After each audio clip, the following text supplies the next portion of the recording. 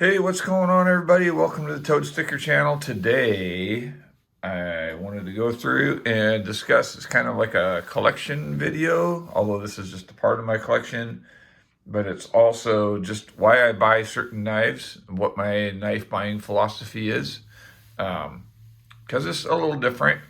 I've owned all kinds of knives. I've owned super expensive knives. I've owned Hinders. I've owned Cursory Sebenzas. I've owned customs from different makers.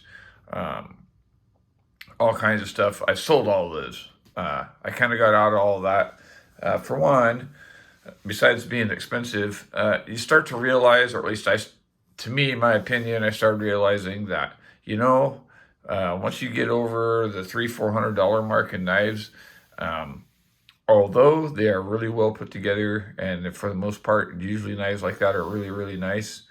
Um, I guess it's like the curve of diminishing returns. You start really not getting a super whole lot for your money, really. Sure, the first Hinder you buy, you get it and you pop it open, and wow, it's really nice and everything's machined. But then you carry it for a while, and you realize that it's not a whole lot different than. Let's see if I have something here. It's not really a whole lot different than that. I mean, it's a little frame lock with G10 on one side with a flipper tab shaped like a fish hook, and it flips open, and it's got a thick blade and a sharp edge. Now, yeah, it's better materials, it's better executed, things like that. But for me, anyway, it just, if I buy another knife like that, it's got to be something super, super, super extra special. So I pretty much try to stay out of that market anymore. And what I look for now is different steels, different designs, a different look, um, just something different, something different. So I like to have each knife have a little something different about it that is nice, but different. You know what I mean? So let's go through some of these knives. And just as a for instance, we'll start with this knife. Now, this knife was very expensive. It was $450. When they first came out, I got this one, I think, in right around 2016. So it's probably one of my oldest knives in my collection. This is the Riot Wave. And one of the things that I really liked about this knife is it was kind of one of the first with a lot of really cool milling on it, like that. And it was also one of the first with like a bolster lock. And I really liked that as well. And so I got it. And it's obviously a user. It's got something greasy with it. Anyway, that protects the blade. And let me give that a wipe. That's gross. And one of the reasons I really like the bolster lock is at the time, a lot of the new frame locks that were coming out were having that death lock thing where if you get your fingers on the lock bar, they don't open. So, and this prevented that. And so, yeah, I was like, man, I really want to try that knife. And this is actually my favorite knife. My favorite knife. I've owned a couple Sleesh Bowies. I wish I still had one of those. Man, that's a great knife. And if I would have known they would have been worth what they are now, I probably would have hung on to it, but that's okay. But this kind of reminds me a lot of the Sleesh Bowie in that it's a really high quality knife for the price. Like, the contoured titanium, everything nice rounded, really nice backspacer, lightweight, all milled out. And this was before a lot of companies started doing a lot of that. So yeah, that's why I bought this. And M390 steel, which at the time was kind of new, not super new, but kind of new. So that's why I got that knife. And that's a big thing is steels. That's the only reason I have this knife is because of the steel. I mean, it's just a Spyderco. It looks like a lot of other Spydercos and works like a lot of other Spydercos. It's a very nice knife. I'm not saying it's not, but the steel, the S45VN, is one of the reasons I got this knife. And I'll tell you right now, I'm going to do a video about S45VN, and man, I really like it. It's good stuff. At least the Spyderco does it, but Spyderco does most of their steels really nice. This is an Opinel. I think everybody should have an Opinel.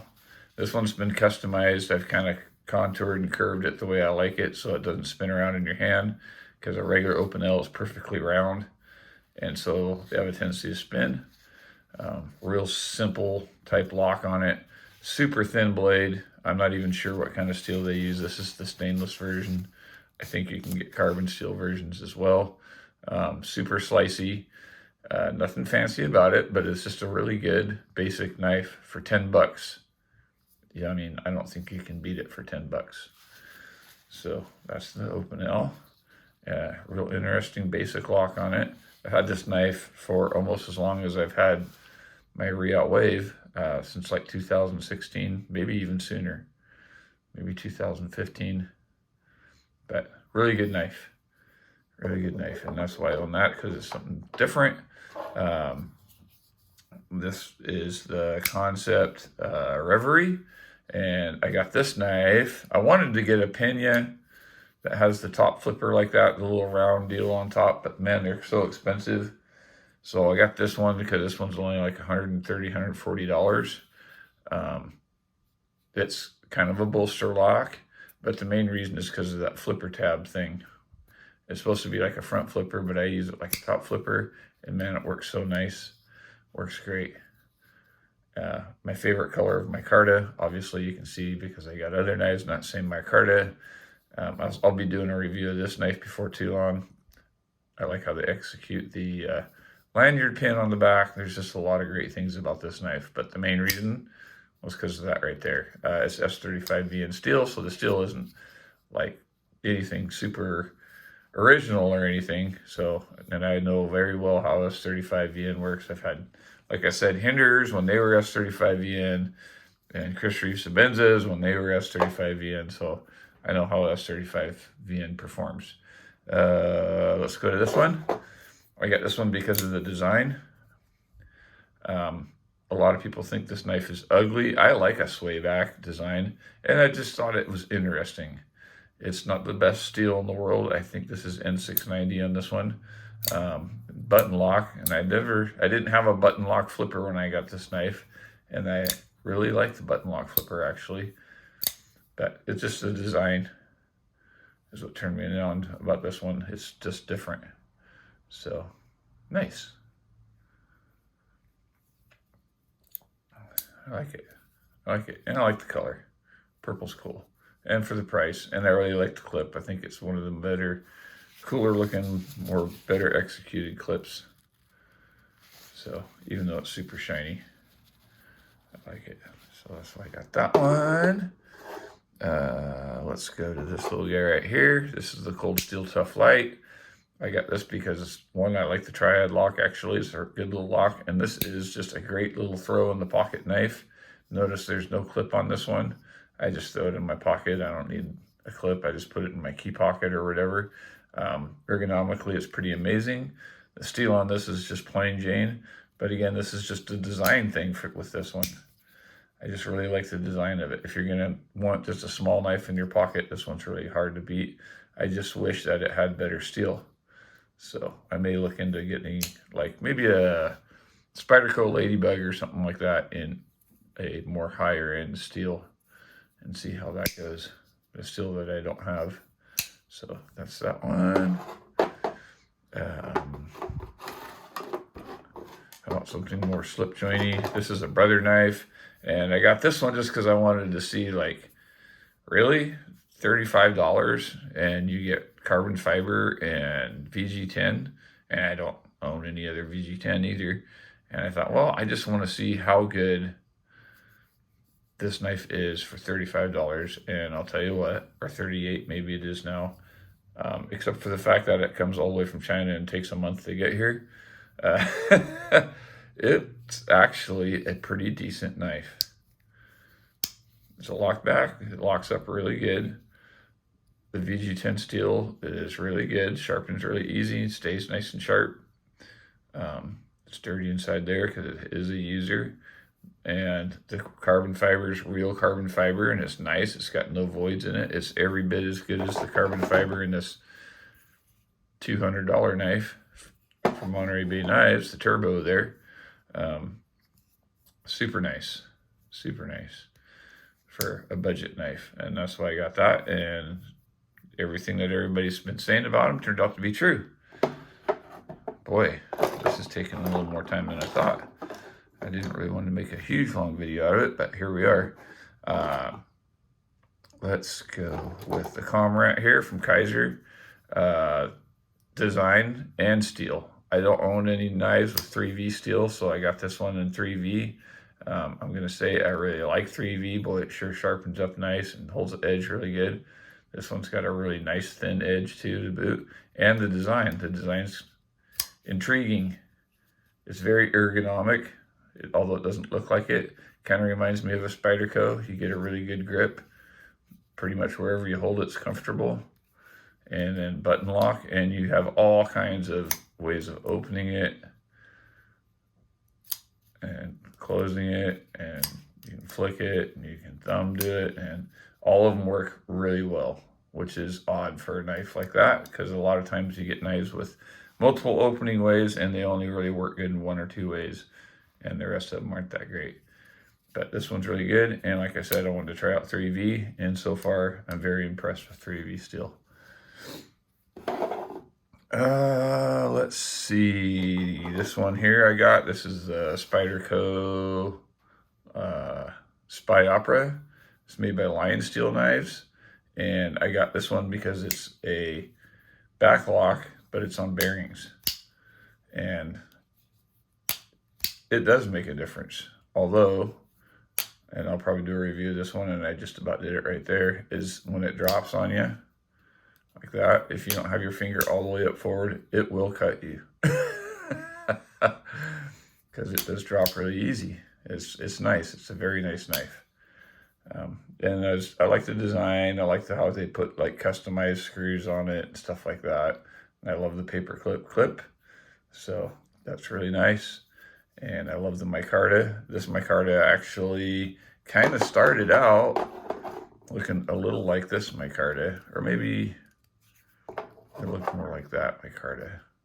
But over time, in a lot of wear and a lot of use and a lot of handling, it's become this. And it's really nice. I like it. I like it a lot.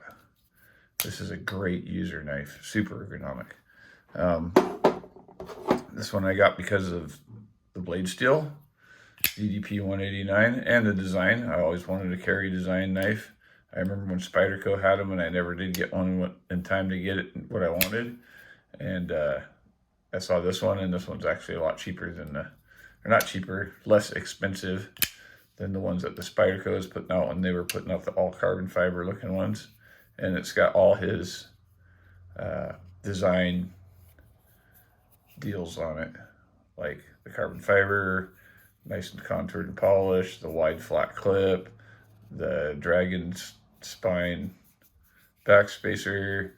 It's got his pivot, so pretty neat. You get very much a carry custom looking knife for a fair price, and you get the ZDP 189 sandwich steel, which on this one I need to sharpen again. This will be like the 4th time I've had to sharpen it. I don't know if it's a heat treat issue or what. I think the edge got burned a little bit, but it's getting better every time I sharpen it, so that's good. So there's that one. This one, my most frustrating knife, $350 knife. I thought it was going to be amazing. This is the Quiet Carry Drift. I mean, it is amazing. It's a great design.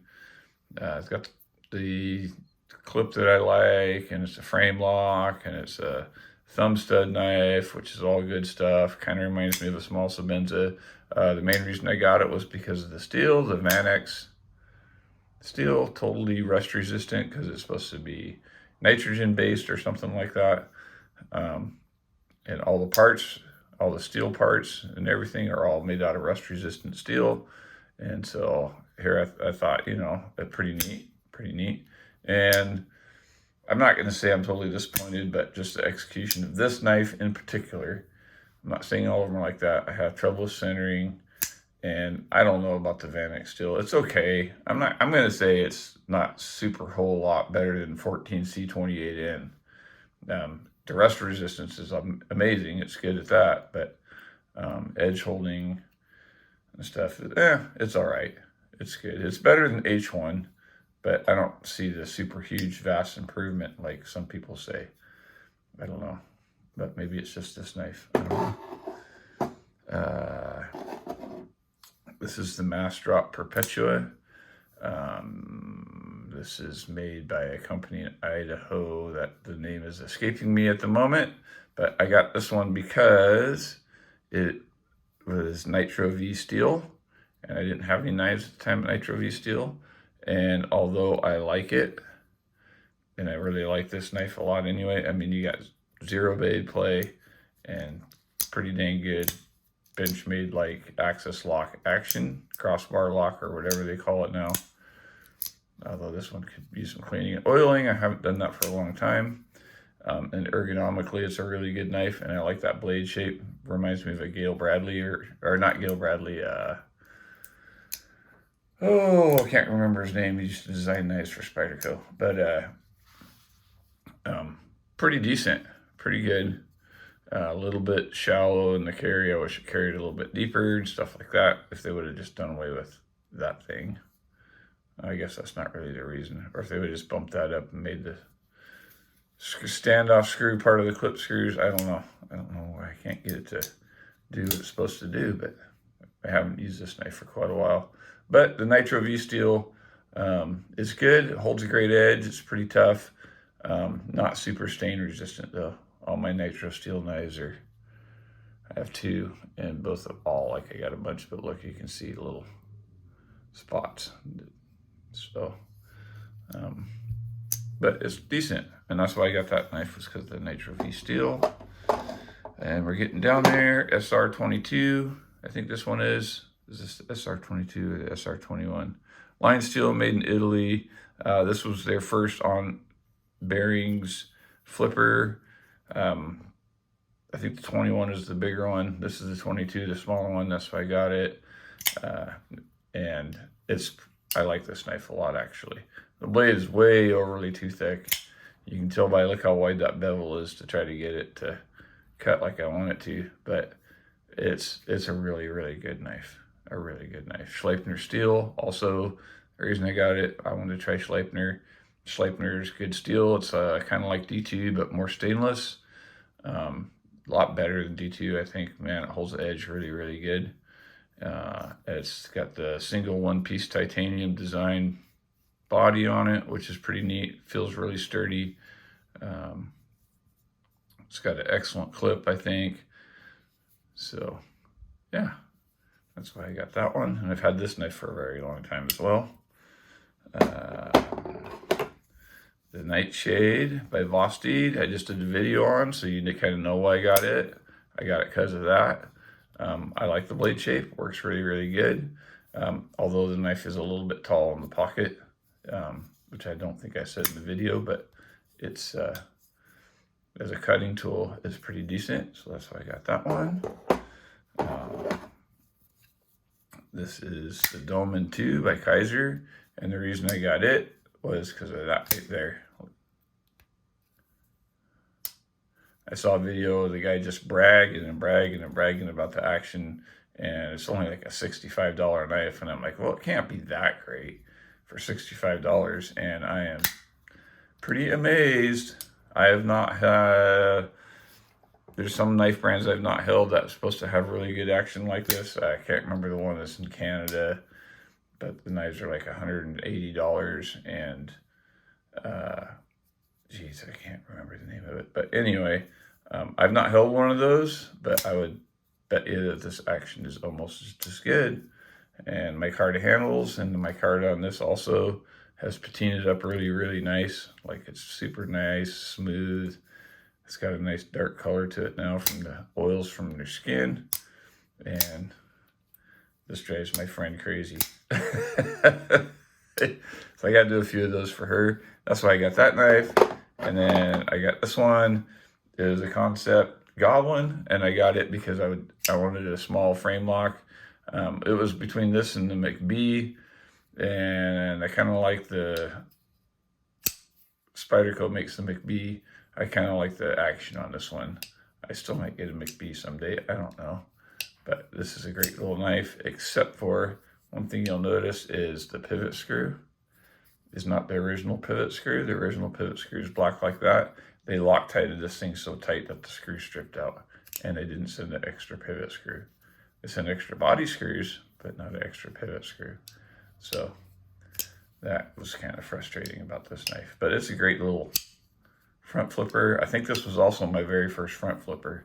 I've never been a big fan of front flippers, but I do like this one. But I could grind that off and just use it as a finger flicker and be just as happy.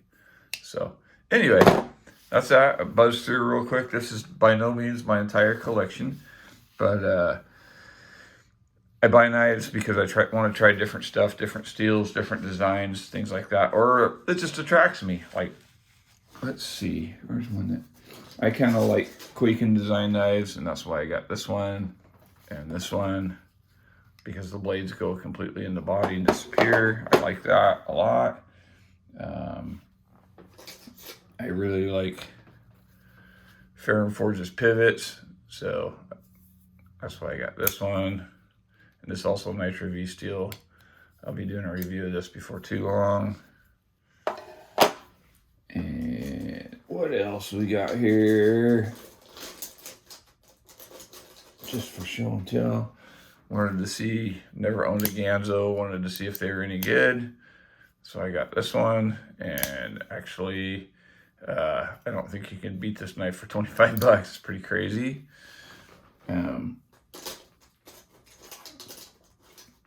Yeah, that's about it for right now. I've got more, but we'll talk about that later. So I hope you're having a great day. Please like, subscribe, hit that bell down there.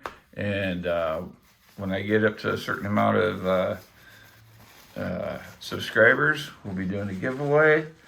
And I'll keep you guys updated on that. So I hope you're having a great day. Have a great weekend. Toad Sticker out.